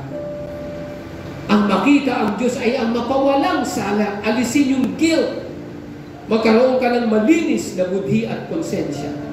At pangatlo, awestruck by a direct experience of God's glory. Yung mamangha ka sa Kanya, kasi nakikita mo ang Kanyang kaluwalhatian. Yung bang, di ba? Kayo ba minsan pag may, yung hindi mo akalain, di ba? Yung may nangyari na ang masasabi mo, wow! Ang bait mo talaga, Lord! Kahanga-hanga ka talaga, Lord! Nangyayari ba sa inyo yun? Dapat makita mo sa totoo lang. Pwedeng masanay ka na araw-araw iniingatan ka ng Diyos. Hindi ka na humahanga sa Kanya. Hindi ka na namamangha. Masyado tayong sanay na araw-araw tayong iniingatan ni Lord. Minsan hindi na natin magawang magpasalamat. Natutulog ka sa gabi. Wala kang kamalay-malay. Pero magigising ka, ligtas. Diba? Kailan lang may nabalita. Buong mag-anak, nasunog. Nagkasunog. Patay. Meron yung tatlong mag-aama, yung tatay at saka dalawang anak. Binalikan ng tatay yung dalawang anak. Hindi na sila nakalabas.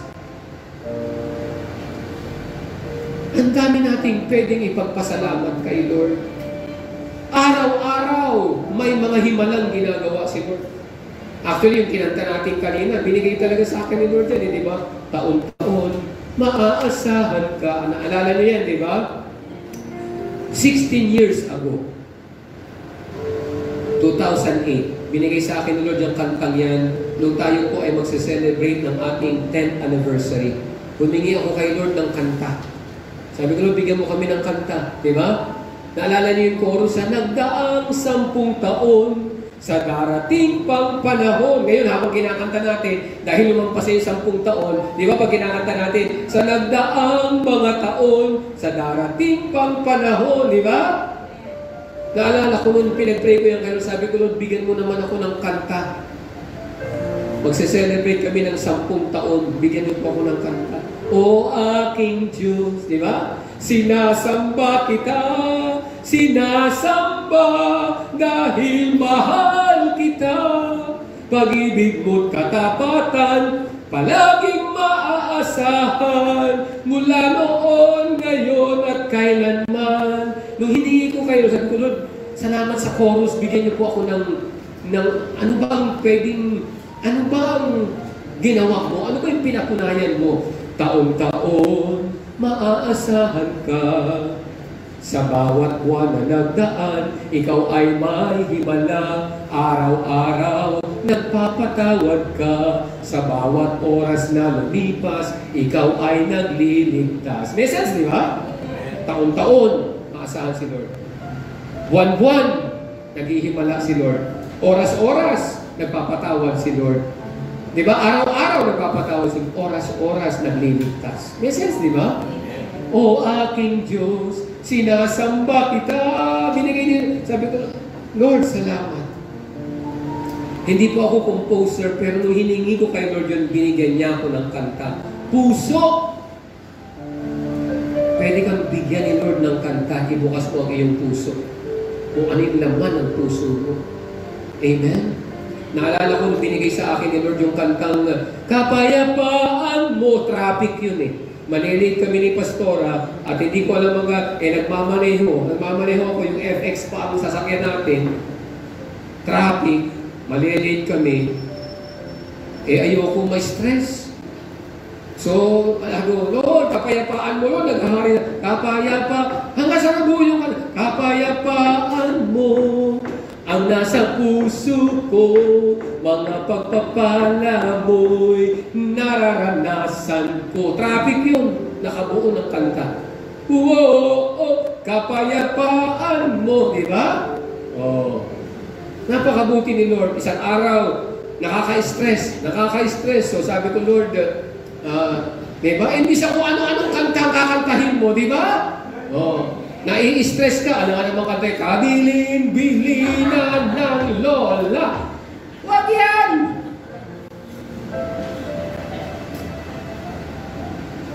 I am not going to be stressed. Di ba kaya kanta natin? I am not going to be pressured. Di ba? Relax, God is in control. Relax.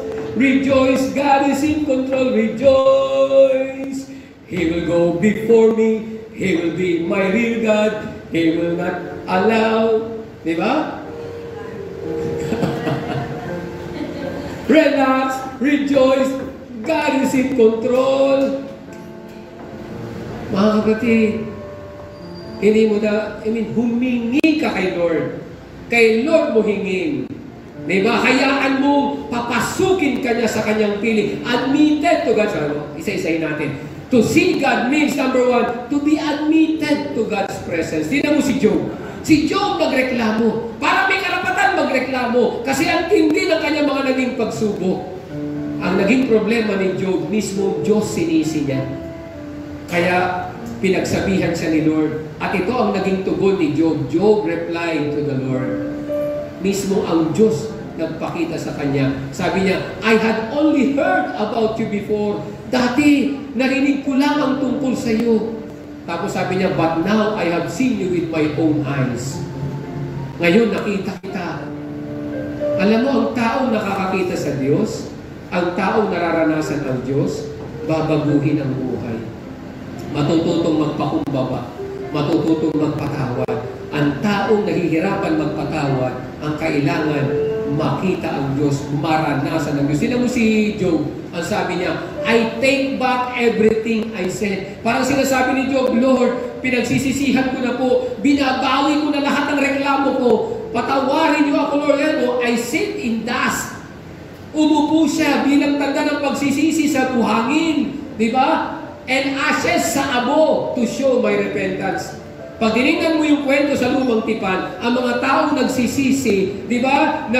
Naghuhubad ng ano yan, ang dinadamit nila sako, tapos may nakaluhod sa abo. Yung parang pinapakita nila, Lord, talaga nagsisisi po ako. Hindi na natin kailangan gawin ngayon yun ng ganung paraan. Hindi mo na kailangan maglublob sa abo. Hindi mo na kailangan, di ba? Pero ang puso mo, tinitingnan ni Lord. Nakatingin si Lord sa puso mo kung totoong nagsisisi ka. Amen. Yes. Si Manoah at saka ang asawa niya, sila po yung mga magulang ni Samson. Alam niyo ba ang nanay ni Samson, original, pag binasa niyo ang Judges 13, pag sinubukan mong basahin yan, makikita mo, ang totoo, yung nanay ni Samson, baog, matagal na hindi magkaanak. Dinalaw ni Lord. Dumating si Lord. To see God is to be admitted in His presence. Pinuntahan ni Lord. Kinausap yung asawa ni Manoah at sinabi, magkakaroon kayo ng anak. Nung dumating si Manoah, kinausap ng asawa, sabi, magkakaanak tayo. So nanalangin si Manoah, sabi, Lord, pabalikin nyo rito, puntahan nyo. Alam mo ganito yan, mga kapatid. Ang binanggit ay angel of the Lord. Ito po yun. Sa Lumang Tipan, pag binanggit ang angel of the Lord, ang ibig sabihin ay second person of the Godhead. Okay? Second person of the Godhead. Kasi kung papansinin natin, mga kapatid, kung nagbabasa tayo ng Bible, merong eksena sa Bagong Tipan, nung kay Pedro, dumating yung anghel, lumuhod si Pedro, pero sinaway siya ng anghel. Sabi ng anghel, huwag kang lumuhod sa akin dahil ako ay hindi Diyos, ako ay anghel. Pero ito, sa Lumang Tipan, tuwing nababanggit yung angel of the Lord, mga kapatid, tumatanggap ng pagsamba, ng paggalang. Kailangan maintindihan natin yung doctrine of the Trinity. Si Jesus, second person of the Godhead, ay hindi po nagpakita sa bagong tipan lamang. Kahit sa lumang tipan, lahat ng bodily manifestation of God is the second person of the Godhead. Naiintindihan niyo ba yung doctrine na yun? Sa lumang tipan, lahat ng mga pagpapakita, yung angel of the Lord ang tinutukoy talaga second person of the Godhead. Kahit sa lumang tipan, nagpakita na ang Diyos. Noong siya po ay nagpakilala bilang Jesus, kailangan maintindihan natin, Jesus means Savior. Essence na ba? So sa lumang tipan pa lang, nagpapakita na ang second person of the Godhead, God the Son, bodily manifestation. At nung siya ay dumating dito bilang Jesus, ang Jesus, ibig sabihin, Savior. Kasi na ba tayo nila? Nagkakaintindihan mo tayo? Ito ang nagpakita sa mag-asawang Manoah, mga magulang ni Samson. At ang nangyari, tinugon ni Lord, nagpakita siya ngayon, nakasama na si Manoah. Noong una, hindi nila nakilala. Niyaya nilang kumain. Ang sabi ng angel of the Lord, ang sabi ni Lord, hindi siya kakain. Kung gusto ninyo, handugan niyo ko. So ito, nag-offer sila, nagkaroon sila ng offering. At nung makita nila yung kaluwalhatian ni Lord, ito na yung sinabi nila. Seeing this, Manoah and his wife fell with their faces to the ground. Kinilaputan sila kasi nakilala nila si Lord. Tapos ang sabi nila, we are doomed to die. He said to his wife, we have seen God. Di ba? Ang sino pang makakita sa Diyos, mamamatay. Naalala niyo mga kapatid? Kahit si Moses, nung hiningi niyang makita niya si Lord, sabi ni Lord sa kanya, magtago ka. Nagtago siya sa malaking bato. Kasi hindi niya dapat makita si Lord, mamamatay siya. Ito, ang nangyari, naranasan ng mga magulang ni Samson na ang Panginoon ay dumating sa kanilang tahanan. At ang sabi, ito ang sagot ng asawa, his wife answered, if the Lord had meant to kill us, He would not have accepted a burnt offering from our hands, nor shown us all these things. Kaya nga, to see God means to be admitted to God's presence. Pwede itong mangyari sa atin ngayon. Makita mo si Lord, maranasan mo. Maaaring hindi kagaya ng naranasan nila na physically talaga, but it's possible to be admitted in the presence of God. Amen? Pangalawa, to see God means to be acquitted by God's grace. Ang makita si Lord ay ibig sabihin mapawalang sala dahil sa biyaya ng Diyos. Kung tutuusin, hindi tayo dapat mapawalang sala. Walang sapat na dahilan para ikaw at ako'y mapatawad sa sarili nating kakayahan. Napapatawad tayo dahil ginawa ni Kristo. Pinagbayaran niya ang ating mga kasalanan. Amen. Pero napakahalagang makita natin, to see God means to be acquitted, mapawalang sala. Tingnan mo ang sabi ni Isaiah. Nung makita niya si Lord, sabi sa Isaiah 6, verse 1, verse 5, I saw the Lord, nakita ko si Lord, high and exalted, napakataas, seated on the throne, nakaupo sa kanyang trono, the train of his robe filled the temple. Yung kanyang balabal, talagang yung kaluwalhatian, talagang napuno yung buong templo. Ito ngayon ang naging reaction ni Isaiah. Para kagaya ni Manoah, sabi niya, woe to me! I cried, I am ruined. Sabi niya, patay ako nito. Nakita ko ang Diyos, samantala ako yung makasalanan. I am a man of unclean lips, and I live among people of unclean lips. And my eyes have seen the King, the Lord Almighty. May ginawa si Lord, 6 and 7, verses 6 and 7. Then one of the seraphim flew to me with a live coal in his hand, which he had taken with tongs from the altar. And with it, he touched my mouth and said, see, this has touched your lips. Your guilt is taken away, and your sin atoned for. Nung makita ni Isaiah si Lord, natakot siya. Kasi ang Diyos ay banal at siya'y makasalanan. Pero ang ginawa ni Lord, pinapunta yung seraphim. At ang sabi, anong sabi? Your sin, your guilt is taken away and your sin is atoned for. Kaya nga, to see God means to be acquitted by God's grace. Ang makita ang Diyos, una, to be admitted in His presence, maranasan ang presensya ni Lord. Pangalawa, to be acquitted, mapatawad. May sense ba ito, mga kapatid? Ang gandang blessing ito sa atin, di ba? Pangatlo, to be awestruck by a direct experience of God's glory. Yung mamangha ka, yung hangaan mo. Alam niyo, gusto ko po kayong i-encourage, mga kapatid. Hayaan mong makasanayan mo na ikaw ay hangang-hanga kay Lord. Kasi yun ang totoo. Si Lord ay talagang kahanga-hanga. Araw-araw ang magagandang nangyayari sa buhay natin, hindi basta nangyayari na nagkakataon lang. Kalooban ng Diyos na tayo ay ingatan at pagpalain. Kaya dapat lang i-acknowledge natin, ipagpasalamat natin. Tinan mo ang prayer ni David. Sabay-sabay po tayo, Psalm 27 verse 4. Sabi ni David, one thing I ask from the Lord. Iisang bagay ang kahilingan ko kay Lord. This only do I seek. Ito ang aking hanap-hanap. That I may dwell in the house of the Lord all the days of my life. Gusto ko yung nandun lang ako kay Lord. Di ba? Na araw-araw ng aking buhay. May dinugtong siya. Sabay-sabay tayo. To gaze on the beauty of the Lord and to seek Him in His temple. Makita ang kagandahan ng Panginoon. Ang kaluwalhatian, humanga sa Kanya. Awestruck. Hangaan si Lord. May starstruck ka kay Lord. Kung meron kang dapat hangaan, si Lord yun. Kaya, dapat mo may paalala sa atin na ang tao, kapwa natin yan, kapareho lang natin yan. Hindi mo yan dapat hangaan.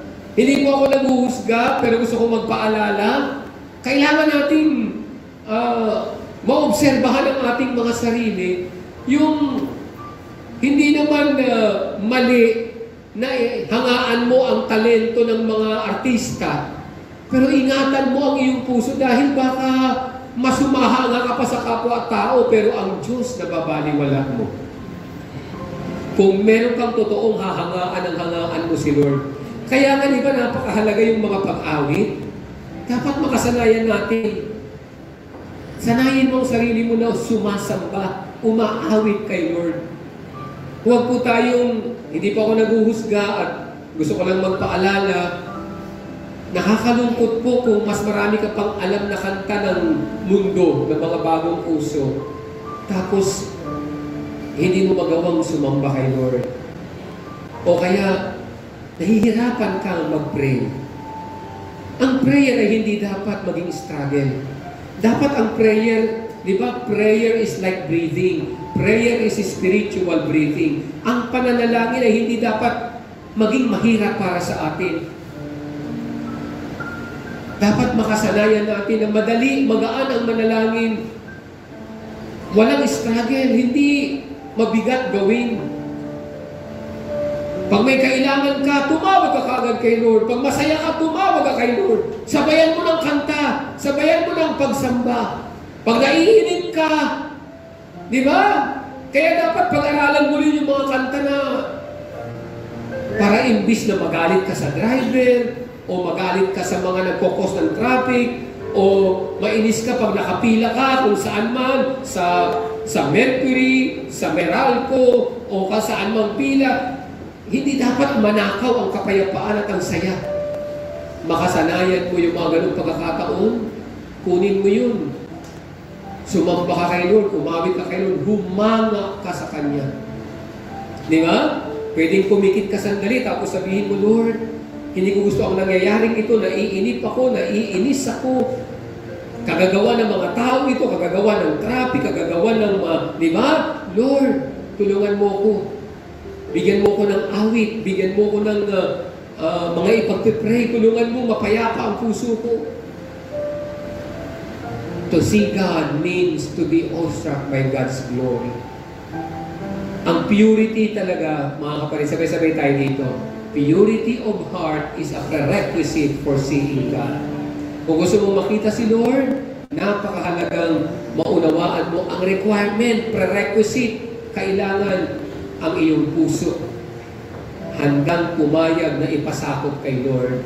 Amen? Kasi ang totoo, hindi naman tayo ang gumagawa niyan. Si Lord ang tumutulong sa atin na maging malinis ang puso. Sabay-sabay po tayo. And God creates purity for us, para sa atin, and in us, sa ating kalooban. Tutulungan ka niya, bibigyan ka niya, sasamahan ka niya. Di ba? For us and in us. Kaya nga ang payo ng Hebrews 12 verse 14, di ba? Pursue peace with everyone as well as holiness. Why? Without which no one will see the Lord. Kung walang kabanalan, kung walang holiness, kung walang purity, hindi makikita si Lord. At hindi tayo ang gagawa niyan, kundi si Lord ang gagawa sa atin. We cannot make purity. God must do it for us. Tinan mo ang pangako ng Acts 15:9. God treated them in the same way that He treated us, and He made their hearts pure. Kaya wala tayong karapatan husgahan ng iba eh. Huwag natin dapat sabihin na, buti pa tayo, kilala na natin si Lord, anak na tayo ng Diyos. Alam mo, ang gusto ni Lord, ang lahat makakilala sa Kanya. Ang lahat maging anak niya. Tinan mo, the same way, God treated them in the same way that He treated us. And He made their hearts pure. Magagawa ng Diyos na linisin ang puso ng lahat. Message ba ito, mga kapatid? Kaya nga dapat maunawaan natin, paano ba ito ginagawa ni Lord? Stages of purity. 6 na salita. Divine, maka-Diyos. Created, ginawa. Positional, yung ating pong kalagayan sa harapan ng Diyos. Actual, alam natin yan. Practical, alam din natin yan. Final, gusto ko po makita natin ito.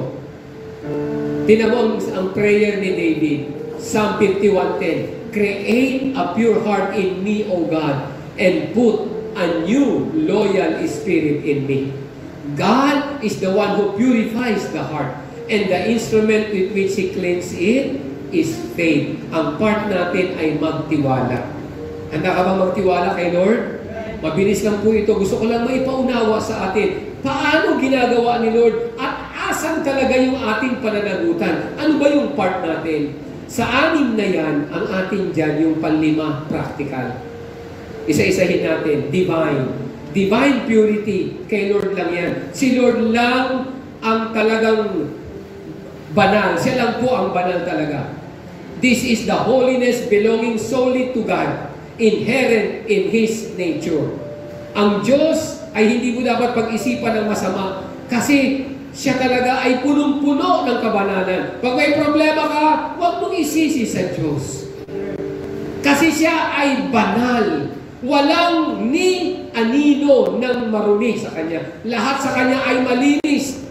Nung makita ni Isaiah, si Lord Isaiah, chapter 6, sabi sa verse 3, nakita niya yung mga anghel. Walang ginawa kundi umawit ng kabanalan ng Diyos. Sabi ng Isaiah 60, sabayan niyo po ako, they were calling to one another, Holy, holy, holy is the Lord Almighty. The whole earth is full of His glory. So divine purity. Created. Ito po. Nung nilikha ng Diyos ang lahat, bago pa nilagay ang tao, lahat ay malinis. Yan po, created purity. When God first created the world, everything was pure and good. Sabi ng Genesis 1:31, sabayan niyo po ako, then God looked over all He had made, and He saw it was very good. And evening passed, and morning came, marking the 6th day. Di ba nung 6th day, doon nilikha ang tao? Bago nilagay ang tao, ang lahat ng nilikha ni Lord malinis. Ano nangyari? Sabi sa Genesis chapter 3, ang tao ang nagkasala. Di ba? Pero nung nagkasala ang tao, ang Diyos pa rin ang gumawa ng paraan. Yan ang pangatlo, positional purity. Gumawa ng paraan si Lord. Dumating si Jesus. Siya ang napako sa krus. Siya ang nagbayad ng kasalanan. Anong kailangan gawin ng tao? Tanggapin si Jesus. Ayan, positional purity. Pag tinanggap mo si Lord, hindi ka nagbago yung itsura mo, pero yung position mo, ngayon ikaw ay anak ng Diyos na may karapatan sa kaluwalhatian ng Diyos at kalinisan. Message mo yun? Positionally speaking, positional purity. Once a person is saved, the purity of Jesus is accredited to Him, given to Him, binibigay sa atin. Ang kaluwalhatian at katuwiran ni Kristo nasa atin. God sees Him as robed with righteousness of Jesus Christ. 2 Corinthians 5:21. God made Him, sino yung Him? Si Jesus, who had no sin, walang kasalanan, to be sin for us. Si Jesus na walang kasalanan, naging kasalanan, hindi dahil nagkasala, kundi tinanggap niya lahat ng kasalanan. Pinagbayaran niya. Bakit? So that in Him, we might become the righteousness of God. Dahil kay Kristo. Kaya hindi relihiyon, relasyon.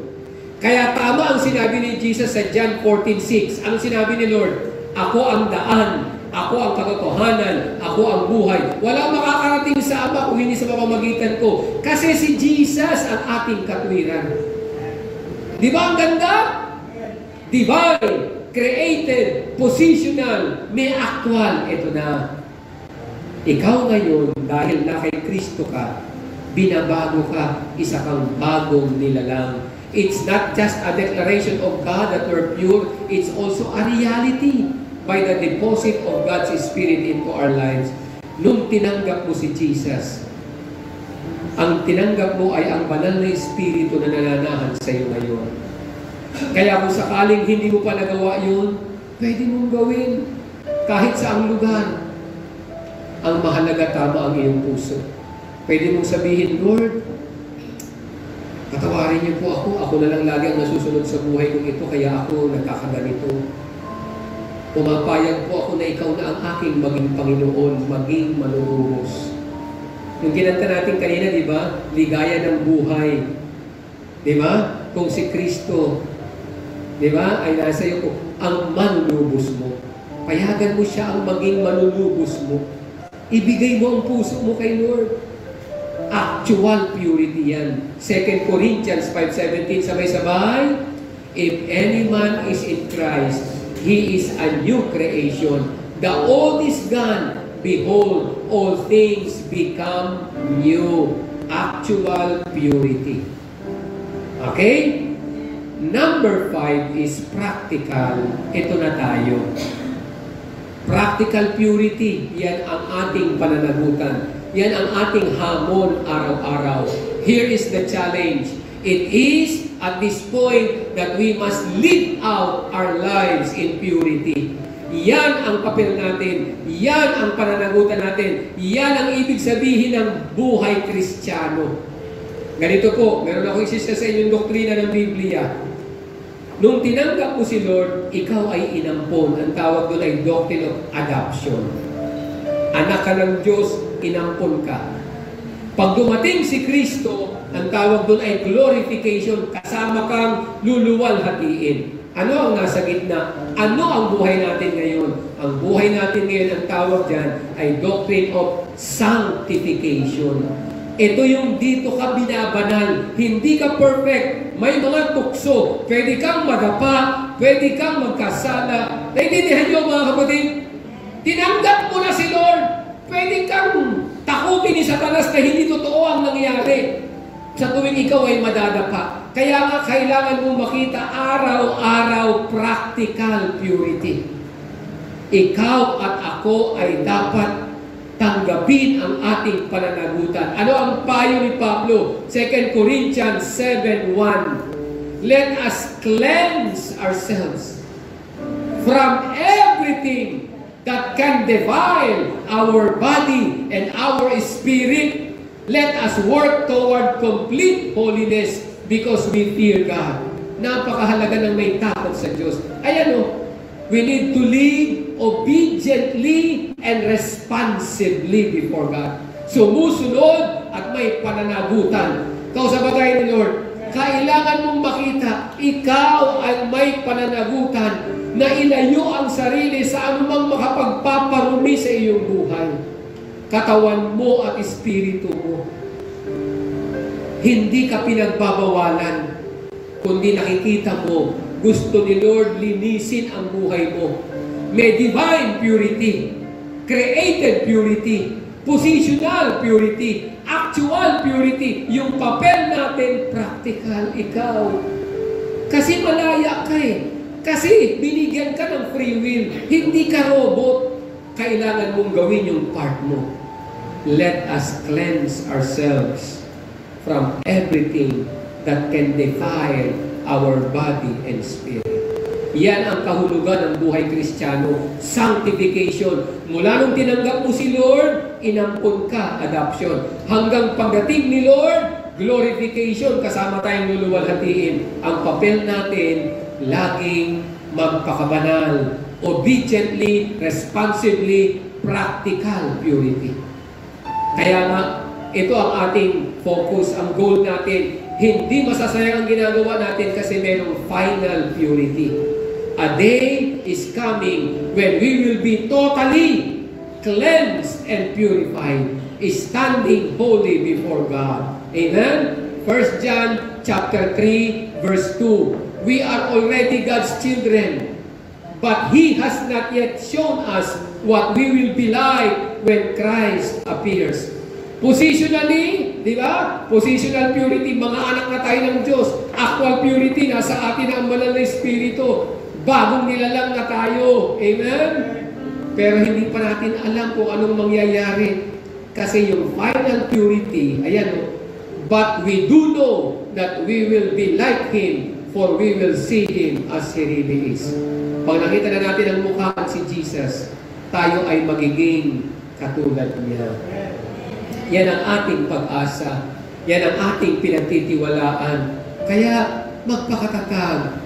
Kaya unahin si Lord. Ipanalangin ang malinis na puso. Tama ba yon? Opo. So ang natutunan natin ngayon, two important truths. Jesus is concerned about our heart and He wants us to get a glimpse of God. What it means to see God, admitted to God's presence, acquitted by God's grace, awestruck by God's glory.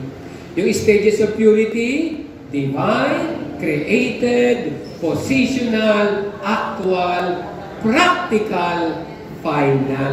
Kaya nga, Matthew 5:8, blessed are the pure in heart, for they will see God.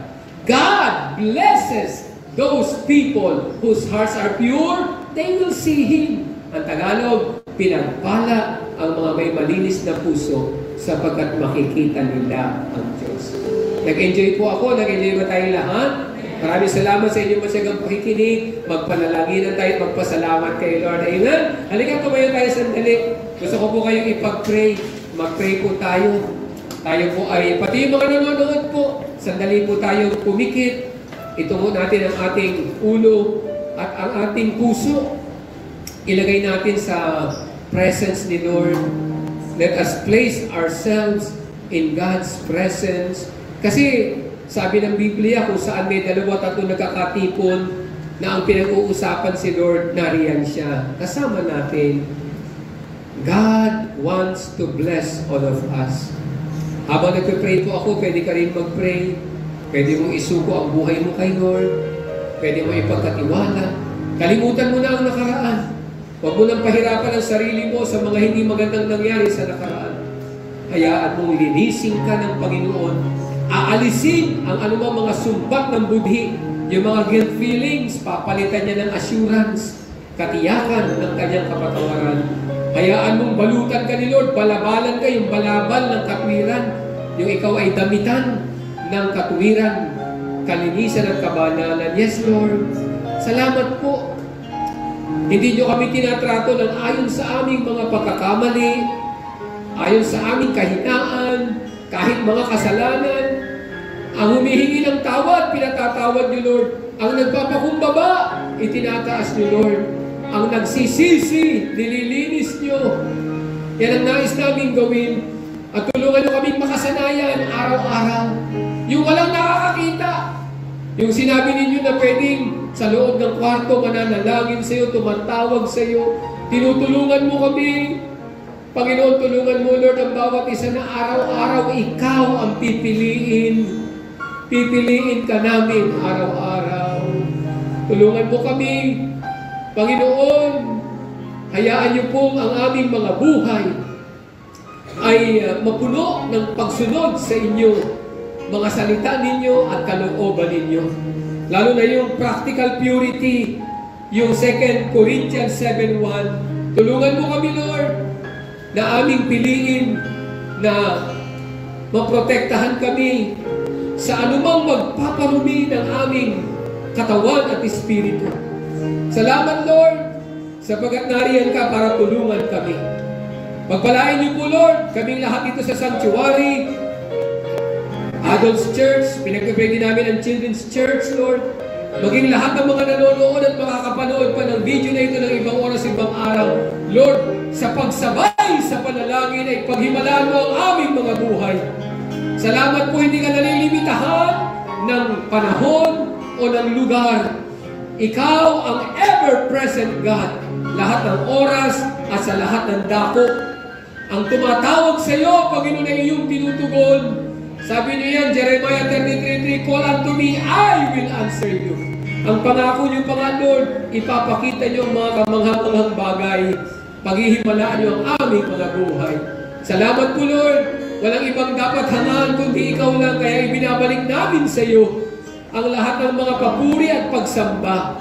Paghanga, namamangha kami sa iyo, Lord.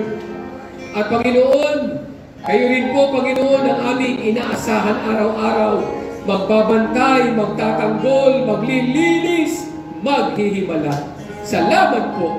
Ito po ang aming dalangin sa malinis, banal, makapangyarihan, pinakamatamis na pangalan. Ang pangalan po ninyo, aming Panginoong Jesus. Amen, amen, amen. Pagpalain tayo ng Panginoon, pwede na po tayo makaupo at si Mama Vix ang mag-pray sa ating pagpalain tayo. Thank you, Lord. Yes, Lord, salamat po, Panginoong Jesus, sa mga salita mo na aming napakinggan ngayon, Panginoon. Yes, Lord. Salamat po sa aming butihing Pastor Uga na siyang nagbabahagi nito sa amin. Opo. Lalo niyo po siyang ingatan, gabayan, pagpalain, Panginoon, protektahan sa mundong ito, Panginoon, na punong-puno ng kasinungalingan ni Satanas Uga. Tunay nga po, Panginoon, ikaw ang siyang mamuna sa kanya parati, Panginoon. Amen. At Lord, sa aming pagkakaloob, Diyos, dalangin ko po, Ama, na maging tapat ang bawat isa, O Diyos, sa pagkakaloob. Salamat. Tunay nga po, Ama, talagang sa iyo po nagmula ang lahat ng bagay, Panginoon.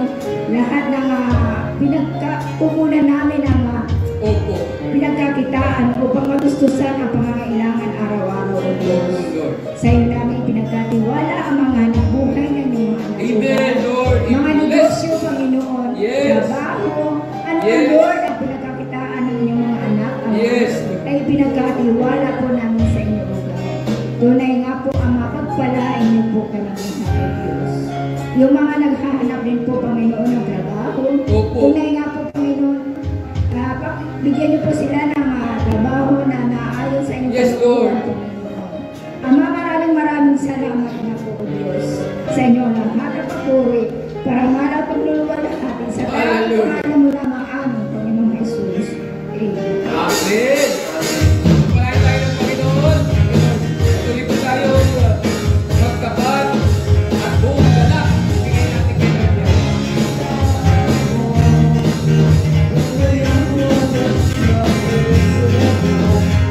Hindi ko hindi mapagano sa kapangyarihan mo.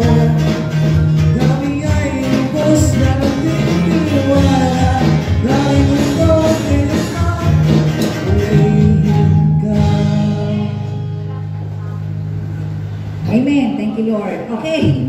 Announcement lang ha.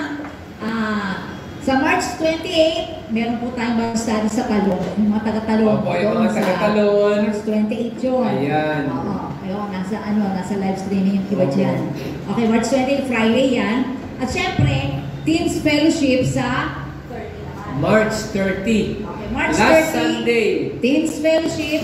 At ang topic nila, Faith over Fears. Faith over fear. Overcoming doubts and trusting God. Wow. Yan ang pinaka-topic. Okay? Thank you, Lord. Kabataan, maganda ito. Ayan. Okay. O sige, closing prayer. O sige, magkamayin po tayo lahat. Magpasalamat tayo kay Lord. Amen.